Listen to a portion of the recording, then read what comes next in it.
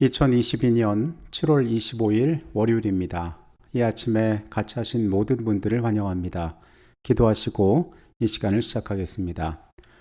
사랑이 많으신 아버지 하나님, 새로운 아침에 우리를 불러주시고 하나님 앞에 우리의 삶을 내어놓고 우리의 구할 것들을 아뢰게 하시니 감사합니다. 주님, 각자의 삶을 아십니다. 우리에게 무엇이 필요한지, 어떠한 방향으로 가야 할지, 혹은 어떤 위험 가운데 우리가 피해야 할지를 주님께서 아십니다.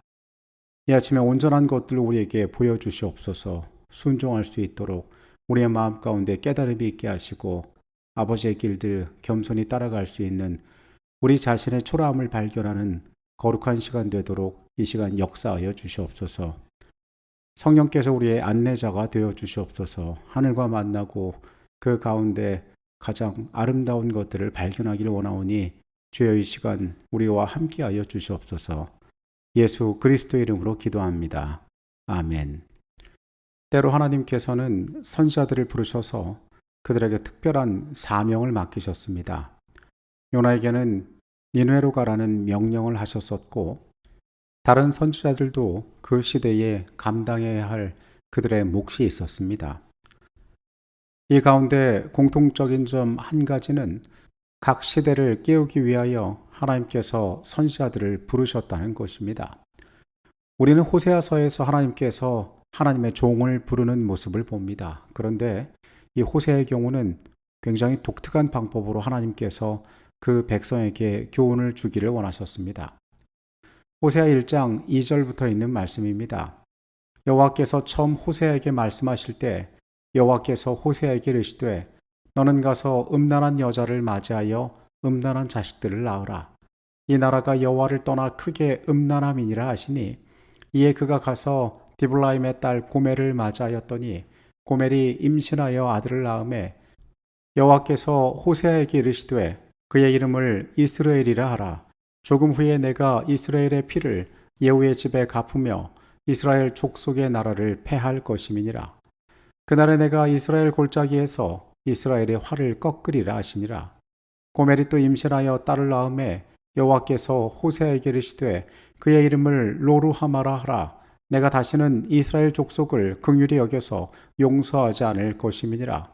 그러나 내가 유다 족속을 긍휼히 여겨 그들의 하나님 여호와로 구원하겠고 활과 칼이나 전쟁이나 말과 마병으로 구원하지 아니하리라 하시니라.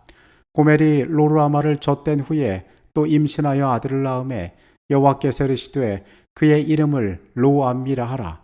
너희는 내 백성이 아니요 나는 너희 하나님이 되지 아니할 것임이니라. 서두에 얘기한 것처럼 호세아에게는 대단히 독특한 명령이 주어졌으니 그것은 혼인을 통하여 하나님께서 그 백성에게 나타내시고자 하는 기별을 전하는 것이었습니다. 선지자 호세아는 하나님의 명령대로 음란한 여자를 맞이하여 결혼하고 그의 결혼 생활을 시작합니다. 그런데 이 결혼 생활이 온전한 가운데 이루어지지 않았습니다.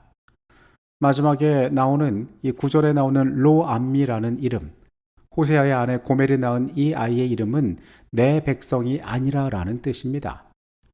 결혼한 관계 가운데 결혼한 여인이 자식을 낳았는데 이 아이가 누구의 자녀인지 알 수가 없다고 이야기하는 것입니다.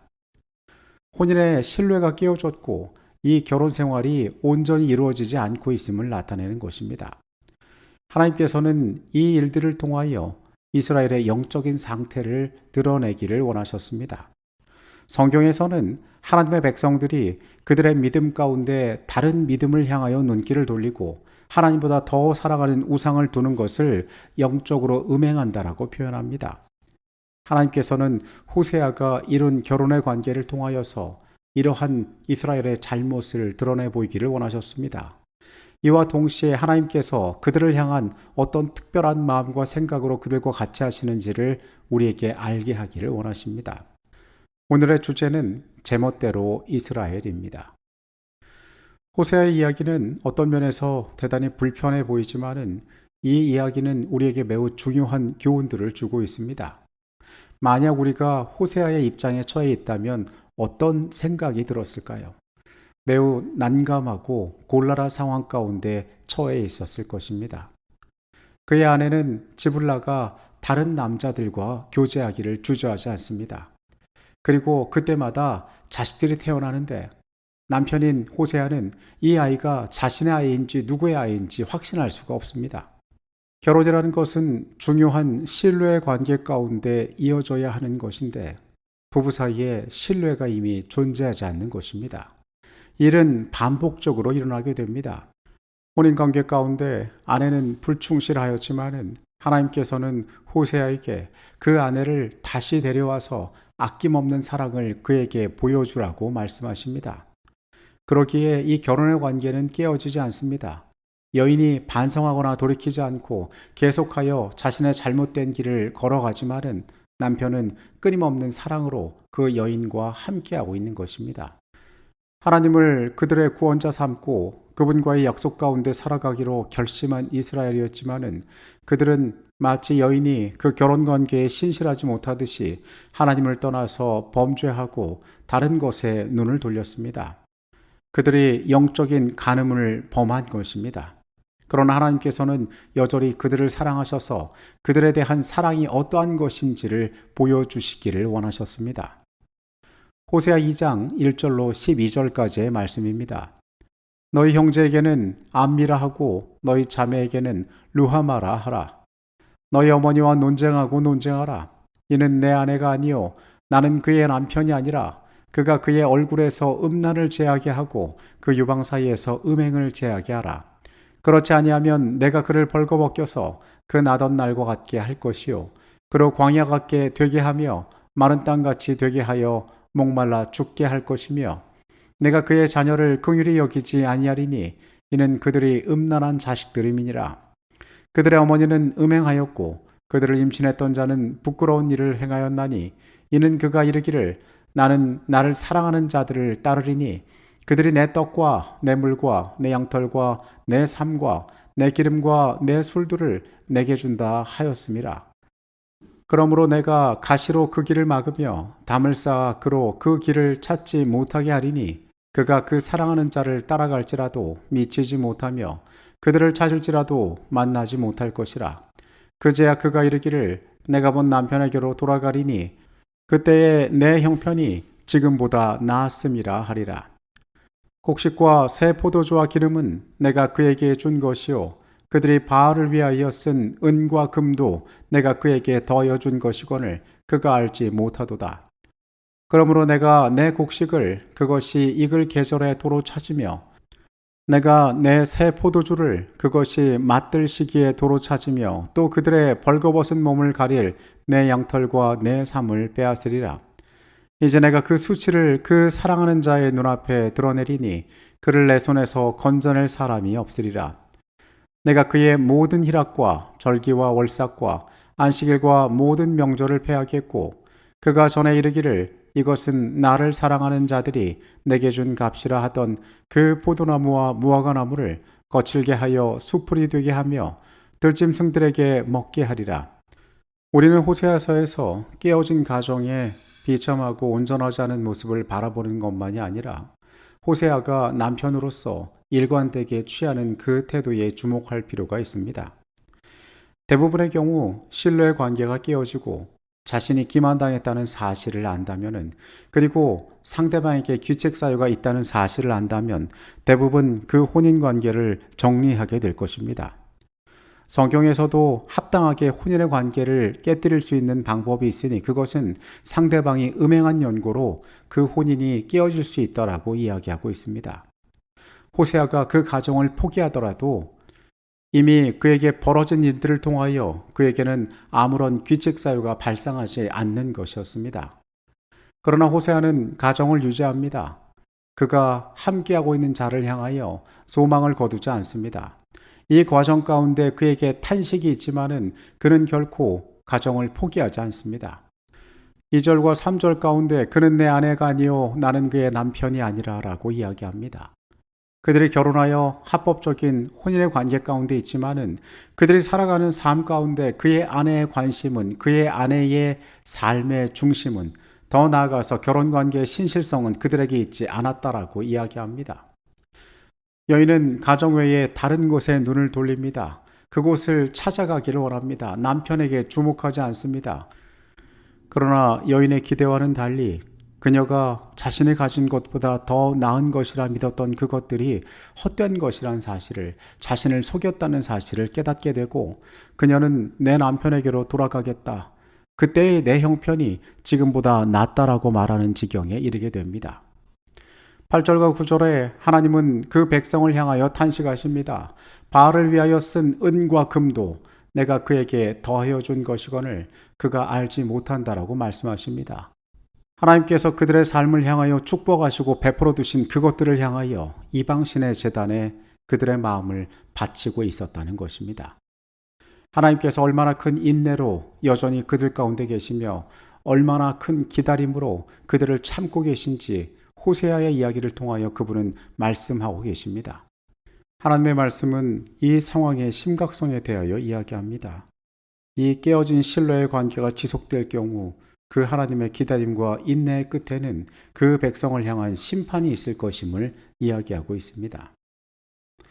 호세아서의 이 이야기는 하나님께서 우리의 생애를 회개로 이끌고자 하실 때에 우리가 마주하게 되는 두 가지의 중요한 문제들에 대해서 이야기해 주고 있습니다.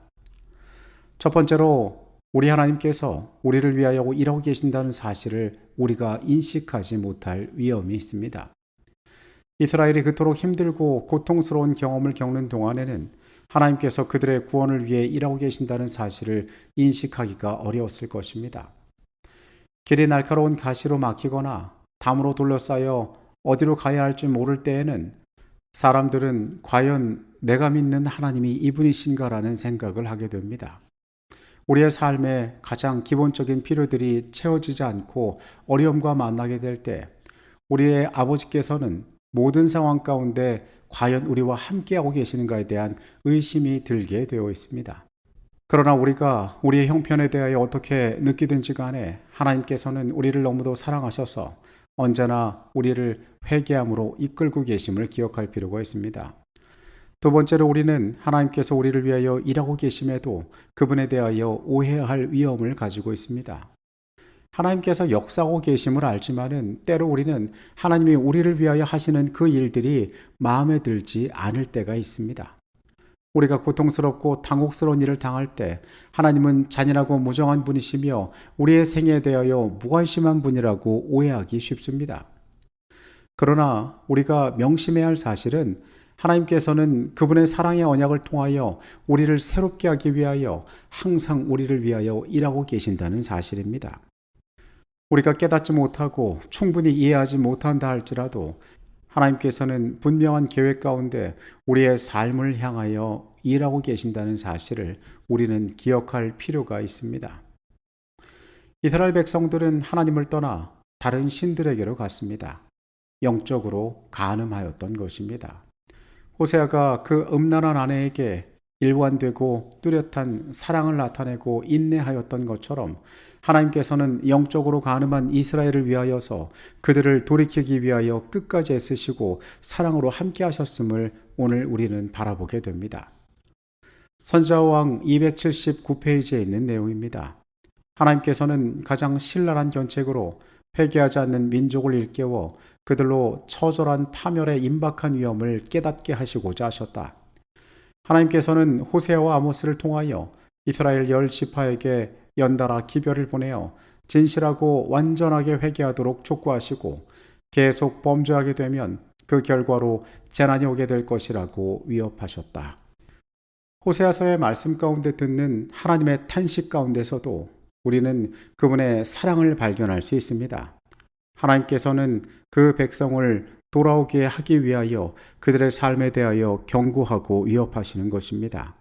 만약에 더 이상의 소망이 없다면, 더 이상의 기대가 존재하지 않는다면 하나님께서는 그 관계를 이미 끊어내셨을 것입니다. 그러나 인내하시고 기다리시고 새롭게 하기 위하여 권면하시는 하나님의 사랑이 얼마나 큰지 오늘 우리는 다시 한번 발견하게 됩니다. 그 하나님께서 우리를 새롭게 하시고자 하는 그 노력에 우리의 생애가 반응하는 하루의 삶이 되시기를 바라겠습니다. 기도하시겠습니다. 거룩하신 아버지 하나님, 말씀으로 우리의 삶을 향하여 하나님의 특별한 사랑과 염려를 나타내 주시니 감사합니다. 주님, 하나님께서 언제나 우리에게 신실하셨음을 기억합니다. 그러나 우리의 편에 연약함과 악함을 또한 기억합니다. 주의 말씀에 깨어지고 우리의 삶을 돌이키고 하나님 앞에 온전하게 회개하도록 우리의 생애를 이끌어 주시옵소서. 주님께만 영광 돌리고 하나님 앞에 신실한 주의 백성이기를 원합니다. 이 하루의 생애를 그렇게 인도하여 주시옵소서. 거룩하신 예수 그리스도 이름으로 기도합니다. 아멘.